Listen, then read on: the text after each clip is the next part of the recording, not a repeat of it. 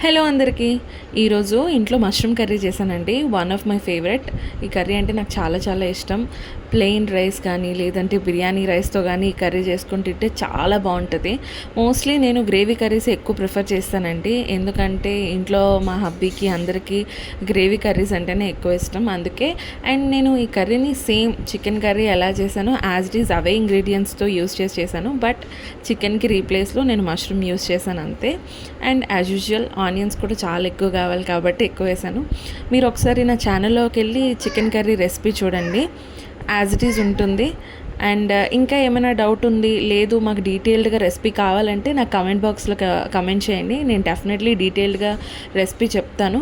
And చాలామంది video చూస్తున్నారు కానీ సబ్స్క్రైబ్ చేసుకోవట్లేదండి. ప్లీజ్ అండి సబ్స్క్రైబ్ చేసుకోండి, లైక్ చేయండి, షేర్ చేయండి అండ్ ఫాలో కూడా కట్టండి. Bye bye.